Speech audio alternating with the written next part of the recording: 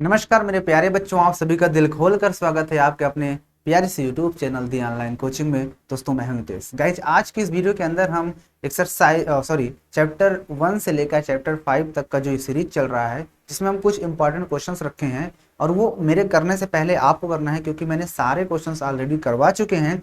ये अपना इसको टेस्ट समझकर आप इसको सॉल्व कीजिए, मेरे करने से पहले आप करोगे, ठीक है? क्योंकि सारे मैंने क्वेश्चंस करवा चुका हूँ। चैप्टर 5 तक मैंने जो भी क्वेश्चंस पढ़ाए थे उन्हीं में से मैंने क्वेश्चंस को इकट्ठा कर लिया है। करीब ये 33-34 क्वेश्चंस हैं टोटल, और उनको हम कवर कर रहे हैं, जिसमें हमने एक पार्ट 1 कवर कर लिया है। अब ये है पार्ट 2, इसमें हम कुछ सीखने वाले, इसमें भी कुछ क्वेश्चंस हैं। तो मेरे करने से पहले आप लोग करोगे, क्योंकि कामयाबी हाथों के लकीरों में नहीं, माथे के पसीने में है। क्योंकि अगर आपको सूरज की तरह चमकना है तो फिर सूरज की तरह तपना पड़ेगा, मतलब कि मेहनत करना पड़ेगा, ठीक है ना? क्योंकि आशा चाहे कितनी भी छोटी क्यों ना हो, हमेशा किससे, हमेशा निराशा से तो बेहतर ही होती है, ठीक है ना? चलिए आज की शुरू करते हैं। आज की एक मोटिवेशनल आपके पास थॉट लिखा हुआ है कि जिंदगी है तो आसान कैसे होगी, आसान हो गई तो फिर जिंदगी कैसे होगी। अगर जिंदगी मिली है तो फिर वो आसान कैसे हो सकती है, और अगर आसान ही हो गई तो फिर जिंदगी कैसे होगी, ठीक है ना? इसलिए संघर्ष से ही जिंदगी है। जो कहते हैं लाइफ इज स्ट्रगल, वो यही मतलब है कि अगर जिंदगी मिली है तो संघर्ष तो करना ही पड़ेगा, ठीक है ना? तो आइए शुरू करते हैं आज की इस कहानी। इसलिए क्या करो, जिंदगी में मिले है आसान बनने की कोशिश मत करो कि जिंदगी मिले हमारी आसानी से कट जाए। जो आसान से कटता है वो हमेशा बीमार ही रहता है। इसलिए जिंदगी को हमेशा, जो आपको ये शरीर मिले, इससे हमेशा वर्क लो, कम लो, ताकि आप हमेशा एकदम हिट रहो, फिट रहो, ठीक है ना? तो जिंदगी है तो आसान कैसे होगी, आसान है तो फिर जिंदगी कैसे होगी। आइए हम जहां तक सीरीज कर चुके थे उससे के आगे बढ़ते हैं। और गाइज ये थोड़ा टाइप नहीं हो पाया है तो एडजस्ट कर लेना, कोई दिक्कत नहीं, मैं पढ़ ही देता हूँ जो लिखा हुआ होता है। तो आइए क्वेश्चन नंबर हमको देखना है, क्वेश्चन नंबर 14 है। हाँ, नहीं, क्वेश्चन नंबर 14 हो चुका था, क्वेश्चन नंबर 14 हो गया था। जांच कीजिए ये इसका एक गुणनखंड है या नहीं। हाँ, यहाँ से देखना है, जांच करना है कि 7 + 3x दिया हुआ है। जांच करना है कि 7 + 3x क्या 7 + 3x ये जो है किसका 3x² + 7x 3x² + 7x 3x² + 7x इसका एक गुणनखंड है या नहीं, हमें बताना है कि ये जो दिया है ये इसका एक गुणनखंड है कि नहीं। तो अगर ये इसका एक गुणनखंड है तो जाहिर सी बात है इसको इसमें डिवाइड करेंगे तो पूरा पूरा डिवाइड होना चाहिए। अगर मैं कह दूं यहाँ पर 3 दे दूं और यहाँ पे ले लूं 12, अब मैं कह दूं कि बताओ ये 3 जो है इसका एक गुणनखंड है, तो अगर 3 इसको पूरा पूरा डिवाइड कर देगा यानी कि शेषफल 0 आ जाएगा, है ना? 4 बार में पूरा पूरा कट जाएगा, शेषफल 0 आ जाएगा, तो इसका मतलब गुणनखंड है। वैसे भी 3 जो है कि 12 के टेबल में आता है। तो ये कैसे पता हुआ है कि हमें डिवाइड करना होता है, शेषफल निकालना होता है। हम क्या करेंगे, जो दिया होता है उसको हम क्या मानेंगे, वो gx होता है, और जिसको डिवाइड करना होता है उसको हम px मानते हैं। तो जो gx दिया हुआ था हमारे पास, क्या दिया था gx 7 + 3x, इसको हम क्या करेंगे, तो इसको हम gx को हम 0 के बराबर कर देते हैं, किसके 0। तो यहाँ पर दिया था 7 + 3x = 0, तो यहाँ से आप निकालना चाहोगे तो 3x बराबर हो जाएगा -7, और x बराबर आपके पास आ जाएगा -7/3। तो जैसे ही आपके पास x बराबर -7/3 आ गया तो आपको करना क्या होगा, इसको इसमें रखना है। तो शेषफल निकालने के लिए क्या होता है, शेषफल बराबर px रखते हैं, राइट? तो शेषफल px कितना है हमारे पास, 3x² + 7x रख दो इसमें। तो 3 × x², x कितना है -7/3, तो -7/3 का स्क्वायर कर दो, और +7 × -7/3 यहाँ पर कर दो। तो यहाँ पर हो जाएगा 3 × 7 × 7 = 49 होता है, और अपान में 3 × 3 = 9। यहाँ पर प्लस का कितना हो जाएगा, 7 × 7 = 49, माइनस का और अपान में 3 आएगा, राइट? यहाँ 3 कम 3, 3 × 3 = 9।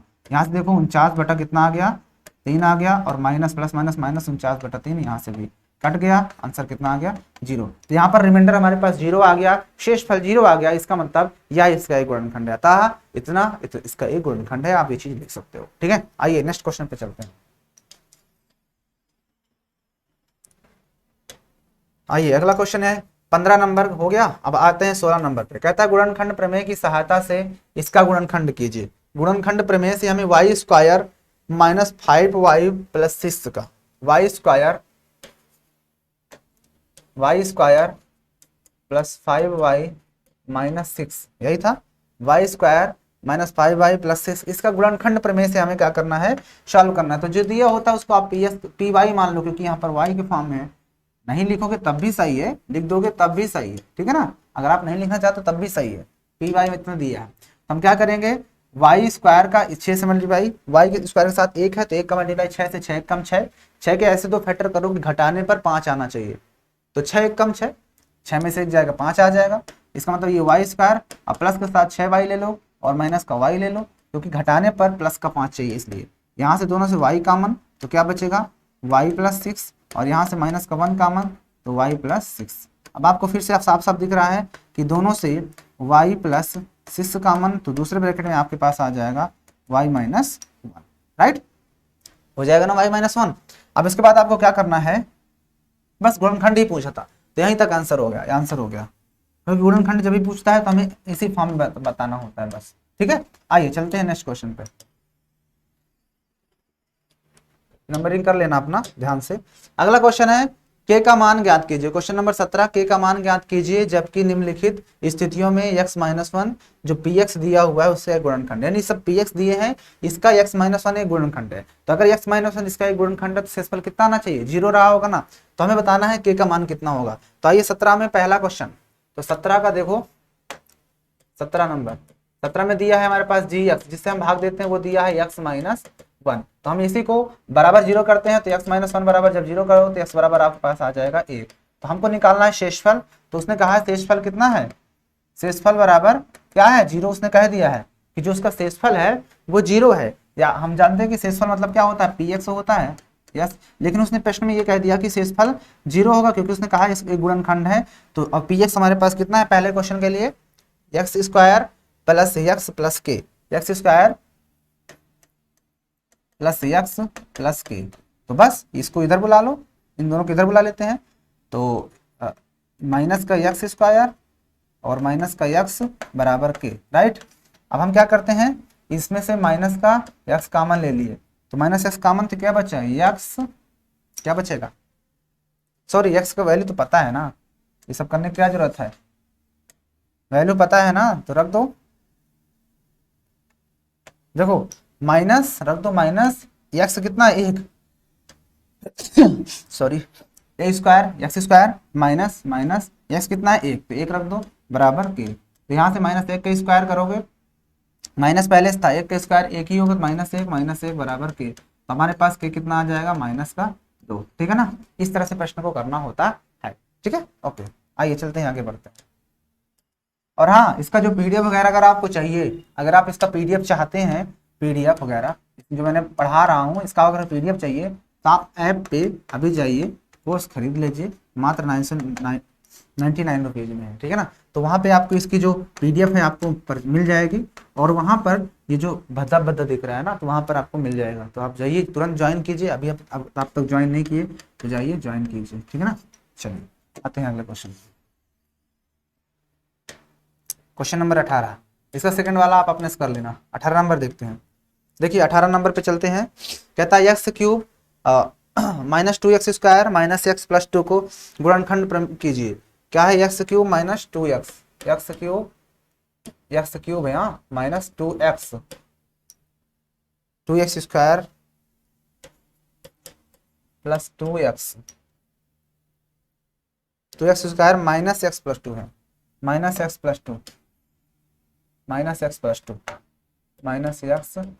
2 तो मैंने कहा था कि जो दिया होता है उससे पहले एक्स बराबर हम अपने से रख के देखते हैं, तो एक्स बराबर अगर हम -1 +1 -2 +2 ये रख के देखेंगे, किस पर रखने पर 0 आएगा, जिस पर रखने पर 0 आएगा पहला आंसर, तो एक गुणनखंड बाहर आ जाएगा। तो हम देख लेते हैं, अगर हम एक्स बराबर -1 रखते हैं तो एक्स बराबर -1 रखोगे तो -1 के स्क्वायर करो -1, यहाँ पे -1 प्लस हो जाएगा तो यहाँ पर ये माइनस का 2 आ जाएगा, है ना, और उसके बाद यहाँ पर -1 रखोगे तो प्लस का 1 हो जाएगा और ये प्लस का 2 आ जाएगा, राइट। इसका मतलब कि हम x बराबर -1 रख सकते हैं, ठीक है ना। तो यहाँ पर लिखेंगे, इसको हटा दो, लिखेंगे यहाँ पर इसको हटा दो पूरा, लिखेंगे सीधा सीधा x बराबर -1 रखने पर, जब x बराबर -1 रखेंगे तो px यानी p1 इधर भी रखो, -1 का क्यूब हो जाएगा और माइनस का 2 इंटू -1 का स्क्वायर हो जाएगा, माइनस ब्रैकेट में -1 और +2 हो जाएगा।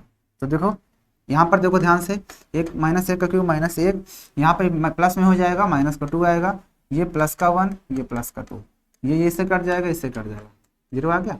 इसका मतलब किसको 0 आया, px बराबर -1 इसका एक x बराबर -1 रखने पर आया ना, तो इसको इधर बुला लो तो क्या आएगा x प्लस में 1, क्योंकि x बराबर -1 था, इधर आएगा +1। ये एक गुणनखंड होगा, एक गुणनखंड है। जब ये इसका एक गुणनखंड है, इसका मतलब कि अब हमें क्या करना होगा, जब एक गुणनखंड मिल गया तो इस एक गुणनखंड को बाहर कर दिए, क्या x-1 जो होगा x+1 से यहाँ पर रखेंगे x+1, और इसको इसमें डिवाइड करेंगे, किसको, x³ और माइनस का 2x² और माइनस x+2 को। ठीक है, तो यहाँ से भी 2 मिलेंगे, तो चलो डिवाइड करते हैं। तो x की पावर 2 है, यहाँ पे 1 है, तो यहाँ पर x² बार जाएगा, तो यहाँ से x³ प्लस का x² हो जाएगा, ये हो जाएगा माइनस, ये हो जाएगा माइनस, ये कट जाएगा, ये कितना हो जाएगा माइनस का 3x² और माइनस का x प्लस का 2, माइनस प्लस माइनस आएगा, डिवाइड करोगे x बार जाएगा, नहीं 3x बार ले जाना, कितने बार 3x बार, मल्टीप्लाई करोगे तो माइनस का 3x² हो जाएगा, है ना, और इसमें कराओगे तो माइनस का 3x होगा, राइट। ये हो जाएगा प्लस, ये हो जाएगा माइनस, ये कट जाएगा, और आपके पास यहाँ पर कितना आएगा, प्लस का 2x आ जाएगा, प्लस का 2। आप ध्यान से देखो कितने बार ले जाना पड़ेगा, 2 बार, सिर्फ प्लस का 2 बार ले जाओ, तो 2 का मल्टीप्लाई तो यहाँ पर आ जाएगा 2x प्लस का, ये घटाने पर साइन बदल जाता है। इसका मतलब क्या हुआ कि इसके जो 2 खंड आए, एक ये और एक ये आया, इसको आप नोट कीजिए, आप इसको नोट कर लिए होंगे, इसके आगे का प्रोसेस मैं यहाँ पे करता हूँ, ठीक है, इतने में आ जाएगा। तो हमारा जो px था, px वो बराबर किसके आ रहा है, एक तो x+1 और दूसरा ब्रैकेट में x² माइनस 3x+2, ठीक है ना। अभी ये टूटेगा, तो x+1 एज राइट रहने दो, इसको हम तोड़ सकते हैं, तो x² 2 1 कम 2 यानी x² और ये हो जाएगा 2x और माइनस का x टूट जाएगा, प्लस का 2 हो जाएगा, राइट। तो ये हो जाएगा आपके पास x+1, इसको हमने x कॉमन ले लिए तो क्या बचा x-2, -1 कॉमन ले लो तो x-2। अब आप ध्यान से देखो, यहाँ से तो x+1 है ही, इन दोनों से x+2 का -2 कॉमन हो जाएगा, बचेगा x-1, और यही आपका आंसर हो जाएगा, क्योंकि यहाँ पर आप देखो ध्यान से, इसके 3 खंड आपके पास आ चुके हैं। तो इसको चाहे जैसे भी लिख दो, उससे कोई मतलब नहीं है, सब मल्टीप्लाई में होते हैं, किसी भी नंबर किसी से मल्टीप्लाई कर दो, आंसर तो सेम ही आता है। तो उम्मीद है आपको यहाँ तक चीजें क्लियर हो चुकी होंगी। आइए चलते हैं नेक्स्ट क्वेश्चन पे। अरे मेरा आपकी कृपा से सब काम हो रहा है। आइए 19 नंबर क्या कहता है, 19 नंबर देखते हैं क्या कह रहा है। देखो 19 नंबर, गुणनखंड कीजिए, इन सबके मान निकालना है। चलिए क्वेश्चन बता देता हूं, 25/4 x² minus 25/4 x² minus y²/9, तो 25/4, देखिए 19 में गुणनखंड करना है किसका, 25/4 x² माइनस का y²/9।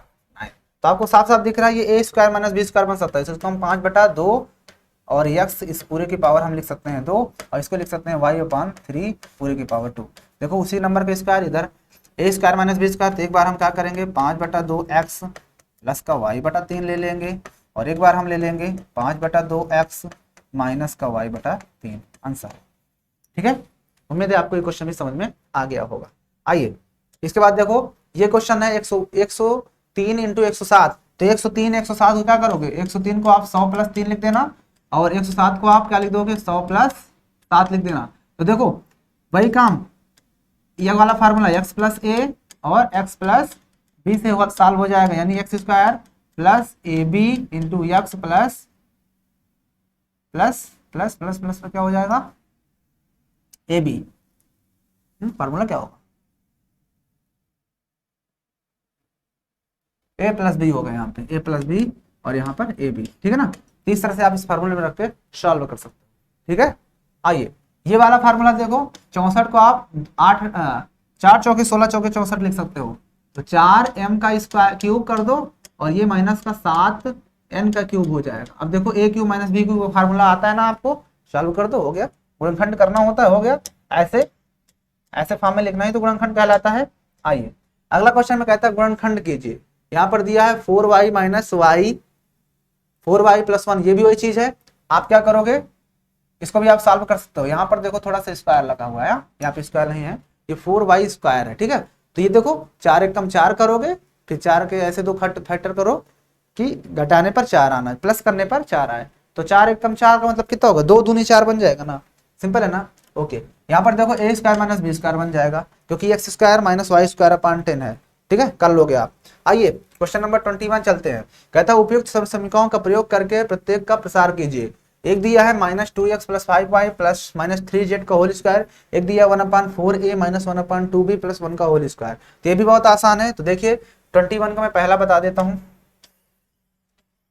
21 का पहला, अगर ये सारे क्वेश्चन नहीं समझ में आ रहे हैं, अगर आपको दिक्कत हो रही है, आप क्वेश्चन नहीं कर पा रहे हो, तो आप क्या करो, अभी की अभी ऑनलाइन कोचिंग ऐप जाइए और कोर्स को परचेज कर लो। वहां पर एक एक क्वेश्चन मैं बता दूंगा, एक एक क्वेश्चन, ठीक है ना, समझ लो। हाँ, जाइए तुरंत, इतना महंगा भी नहीं है, आराम से खरीद सकते हो।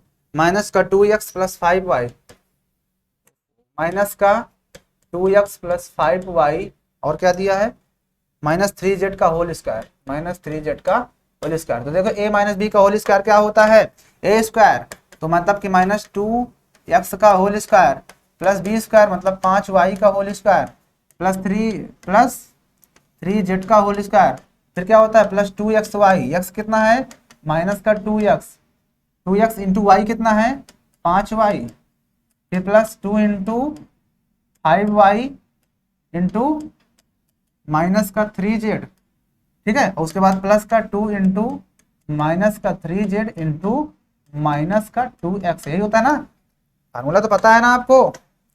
अरे भाई x plus Y plus Z का whole square, X square plus Y square plus Z square plus 2xy plus 2yz plus 2zx, यही फार्मूला लगा दिया मैंने, ठीक है।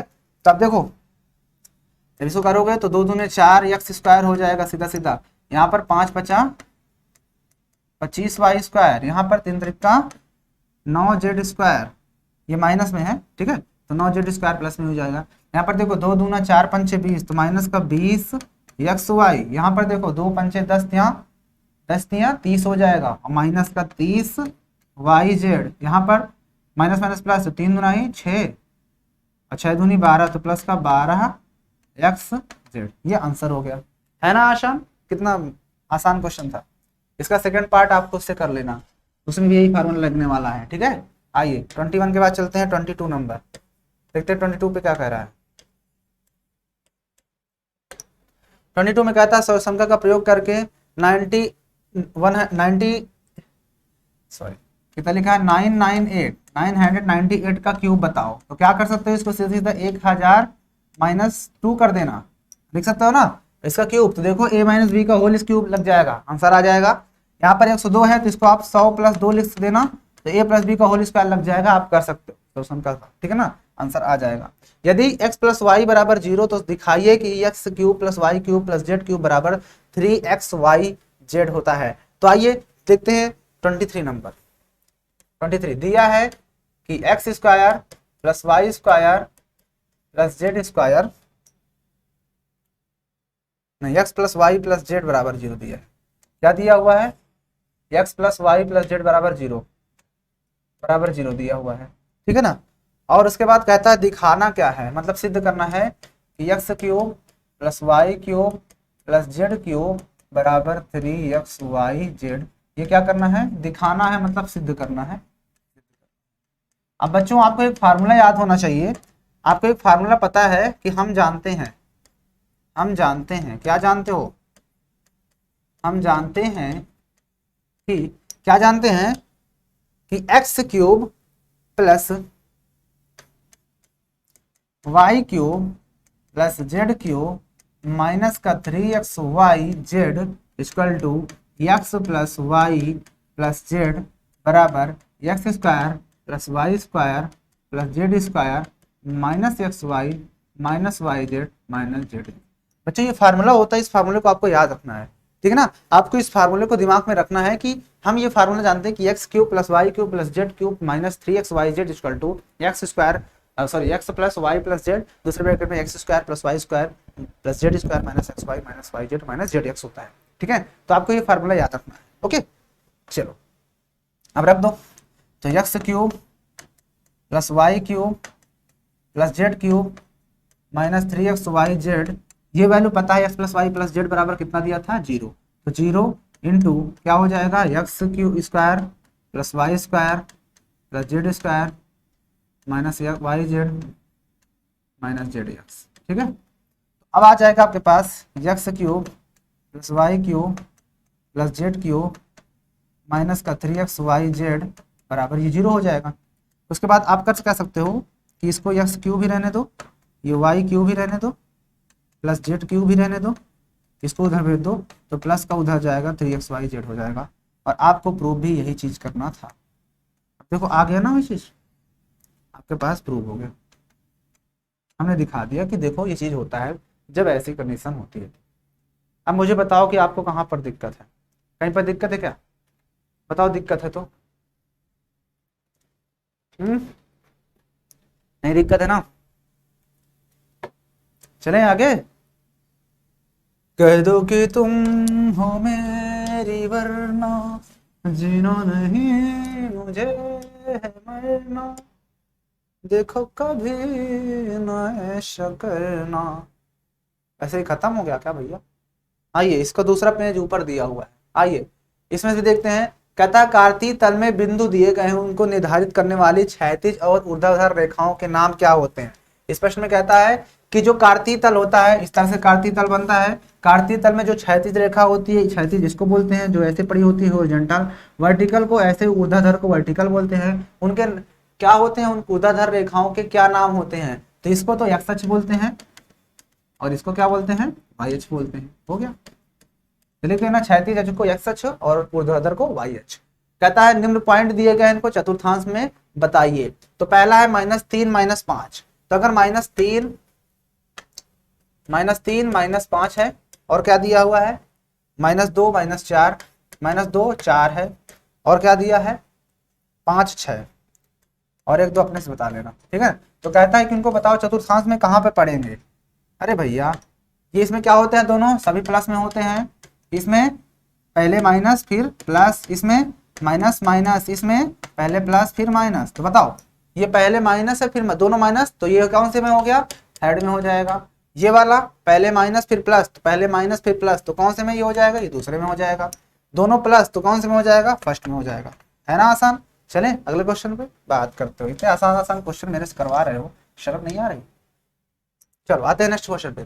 कहता है कि अक्षों की दूरी का उपयुक्त एकक लेकर नीचे दिए गए बिंदुओं को तल पर स्थित कीजिए। तो इसको भी तल पे दिखाना। आपके पास एक क्वेश्चन नंबर 26 में ये कह रहा है एक तल दिया गया है, ऐसे कुछ बना हुआ है, ये इसमें ये है ऐसे, ये ऐसे कॉलम दिए हुए हैं, ये एक्स है ये वाई है।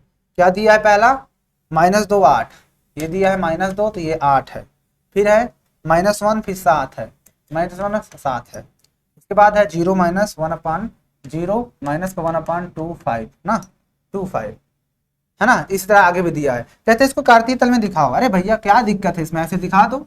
अब देखो पहला है अगर x में -2 लोगे तो y में 8, तो x में -2 तो यहाँ पे 1 आता है, ये 2 हो गया -2 और 8 जाना है y पे, तो इसका मतलब प्लस में 8 कहीं यहाँ पे आओगा, इन दोनों को ले जाओ, यहाँ पर कहीं पॉइंट होगा, यही पॉइंट हो जाएगा -2 8। इसी तरह से आपको सारे पॉइंट्स को मिलाना है। नहीं मिला पाओगे, -1 7 तो -1 के लिए ये -1 7 माइनस में है प्लस में है, तो इसका मतलब कि ये प्लस में है, तो यहाँ पर ये पॉइंट कहीं पे आ जाएगा 7, यहाँ पर ये पॉइंट हो जाएगा। ठीक है, ओके आइए चलते हैं आगे। अगर ये क्वेश्चन नहीं समझ में आ रहा है ना, तो आप ऐप पे अभी जाओ, वहां पे और अच्छे से बताऊंगा आपको। आइए 27 नंबर पे देख दो। 27 नंबर में कहता है कि निम्नलिखित रैखिक समीकरण दिए गए हैं और इसमें हमें क्या बताना है, इसमें ax + by + c बराबर 0 के रूप में व्यक्त कीजिए और प्रत्येक स्थिति में abc का मान ज्ञात करो। तो देखो 27 में कह रहा है पहला 2x + 3y 2x + 3y 2x + 3y बराबर कितना था 9.35 के ऊपर बार। ऐसा क्वेश्चन है। इसको कहता है पहले ax + by + c के फॉर्म में व्यक्त करो। तो अगर ax + by + c के फॉर्म में व्यक्त करोगे तो आप इसको लिख सकते हो ax, ये हो गया ax + by, इसको इधर आना पड़ेगा तो प्लस इधर आएगा, माइनस का आएगा ना 9.35 के ऊपर बार बराबर 0।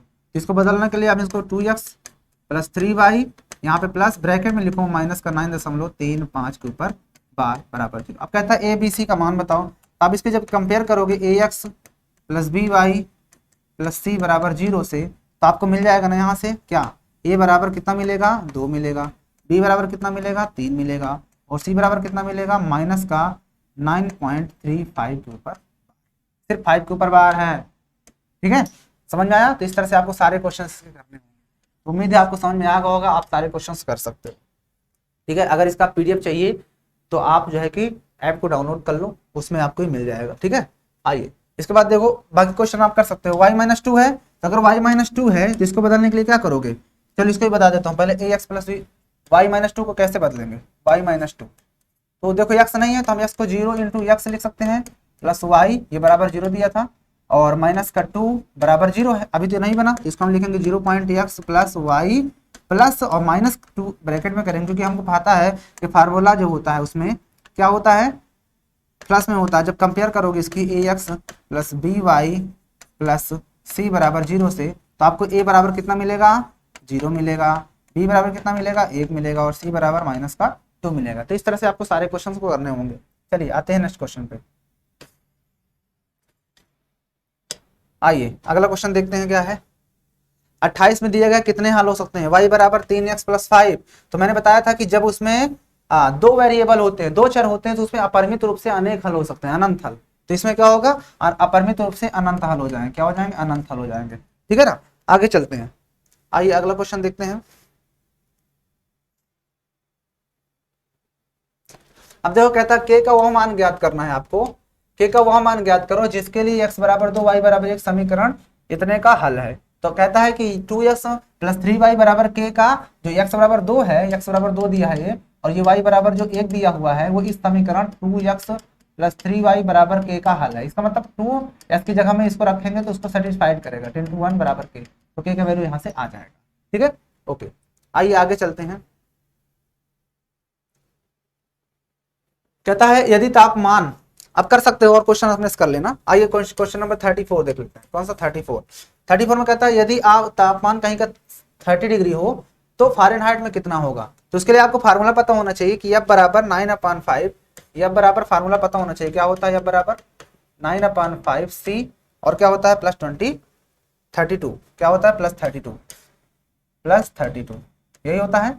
आपको ये चीज पता होना चाहिए। तो पहले क्वेश्चन में उसने दिया था, इसका पहला जो क्वेश्चन था कितना डिग्री सेल्सियस दिया था, 30 डिग्री सेल्सियस, यानी सी हमें पता है, सी दिया है 30 डिग्री सेल्सियस, तो ये फ़ारेनहाइट नहीं निकल आएगा। तो 9/5 सी की जगह में रख दो 30 प्लस 32, 5 6 जा 30, 60 हो, सॉरी 5 6 जो 30 सिर्फ हो जाएगा। तो यह बराबर आपके पास आ जाएगा 9 6 54 हो जाएगा, और प्लस का 32 जोड़ दो, 4 2 6 5 3 8, इतने फ़ारेनहाइट हो जाएगा। अगला क्वेश्चन में फ़ारेनहाइट दिया हुआ है तो यहाँ पे रख देना, सेल्सियस निकल आएगा। ठीक है, ओके आइए चलते हैं अगले क्वेश्चन पे, देखते हैं अगला क्वेश्चन, देखते हैं क्या कह रहा है। ठीक है, आइए अगला क्वेश्चन देख लेते हैं। 35 नंबर में हो गया। 35 के बाद अब देखिए, समीकरण इतने को हल कीजिए और हल को एक संख्या रेखा पर, कार्तीय रेखा पर व्यक्त कीजिए। कहता है समीकरण जो दिया है 2x प्लस 1 बराबर x माइनस 3, क्या समीकरण है 2x प्लस 1 बराबर x माइनस 3, 2x प्लस 1 बराबर x माइनस 3, ये दिया हुआ है। इसको कहता है कि पहले तो हमें संख्या रेखा पर दिखा देना है, और दूसरा कार्तीय तल पे। तो बहुत आसान है, x का वैल्यू निकाल लो पहले यहाँ से, तो इसको बुला लो इधर। तो क्वेश्चन कौन सा था, क्वेश्चन नंबर 36, तो आसान है ये, इसको कर सकते हो। तो ये 2x हो जाएगा, x इधर आएगा माइनस का x, इसको उधर भेज दो, माइनस का 3 माइनस का 1, तो घट जाएगा, तो x बराबर कितना आएगा माइनस का 4। तो इसको तो संख्या रेखा पर दर्शाना बहुत आसान है, लाइन खींच देना, यहाँ पर 0 होता है, इधर -1, ये -2, ये -3, आगे जाओगे तो यहाँ पे -4 मिल जाएगा, इधर थोड़ा दिखा देना 1 2 3 हो गया। उसके बाद आपका जो आंसर है वो क्या हो जाएगा, यहाँ पे आंसर हो जाएगा। ठीक है, ये तो हो गया आपका संख्या रेखा पर, लेकिन इसे कार्तीय तल पर दिखाने के लिए हमें पता है कि उसके दोनों अक्ष पता होना चाहिए। तो अब इसको हम कार्तीय तल पर दिखाएंगे, कार्तीय तल पर इसको दिखाया जाएगा, तो हम इस चीज को क्या लिख सकते हैं, x को x plus 0 into Y plus, इसको इधर बुला लेंगे तो प्लस का 4 हो जाएगा बराबर 0। अब इसके लिए हमें क्या करना होता है, इस तरह से खाना बनाना पड़ता है, आपको याद है या नहीं याद है, याद है ना। तो खाना बनाएंगे इस तरह, कम से कम 2-3 वैल्यू निकालना पड़ता है अपने से, कुछ भी मान करके। यहाँ पर हम x लेते हैं, यहाँ पे y। अब अगर x बराबर मैं 0 ले लेता हूँ, x बराबर 0, तो y भी 0 ही होगा, नहीं होगा, y भी तो 0 ही होगा। और उसके बाद अगर मैं x को 1 ले लेता हूँ, x बराबर 1, तो अगर x बराबर मैं 1 ले लिया जी, x बराबर 1 ले लूँ, तो हर बार फिर वो भी 0 आया। अगर x बराबर 1 ले लेता हूँ, चलो छोड़ो इसको मत बनाओ, ऐसा बनाने की जरूरत ही नहीं पड़ेगी, इसको इस बताने की जरूरत ही नहीं पड़ेगी। क्या आपको एक रेखा खींचना है, एक इधर खींचना है, ये तो सीधा सीधा है ना, क्योंकि x बराबर -4 ही है। तो इसका मतलब कि जो यहाँ पर होगा ये 1 होगा, ये 2 होगा, ये 3 होगा, ये 4 होगा, ये 5 आएगा, इधर -1 -2 -3 -4, राइट। अब जो रेखा जाएगी वो यहीं से तो होकर जाएगी -4 से ऐसे, क्योंकि y बराबर x बराबर -4 आया है, x बराबर -4, हाँ ऐसे ही जाएगी। और इस रेखा का नाम लिख देना क्या, x + 0 × y + 4 = 0, आंसर हो गया। ठीक है ना, ये हो गई संख्या रेखा पर, है ना आसान। ओके, आइए लास्ट क्वेश्चन देख लेते हैं। क्वेश्चन नंबर अगला क्या कह रहा है, क्वेश्चन नंबर 37। क्वेश्चन नंबर 37 देखते हैं क्या कह रहा है। देखो 37 नंबर पे क्या कह रहा है क्वेश्चन, कहता है आप यूक्लिड की 5वीं अभिधारणा को किस प्रकार से लिखें ताकि वह सरलता से समझी जा सके। तो यूक्लिड की जो 5वीं अभिधारणा है, तो आपको तो पहली बात यही पता होना चाहिए कि यूक्लिड की 5वीं अभिधारणा क्या है। तो यूक्लिड की 5वीं अभिधारणा क्या थी बताओ, यूक्लिड की 5वीं अभिधारणा, यूक्लिड की 5वीं अभिधारणा ये कहती थी बच्चा कि अगर आपके पास कोई भी दो रेखा दी हो, कोई भी दो रेखा, ठीक है, कोई भी दो रेखा दी हो, हमें इससे मतलब नहीं कौन सी है, बस दो रेखा दी, एक ऐसे दे दी जाए, एक ऐसे दे दी जाए, और उसको कोई ट्रांसवर्सल इस प्रकार से कट करे, इस तरह से कट करे,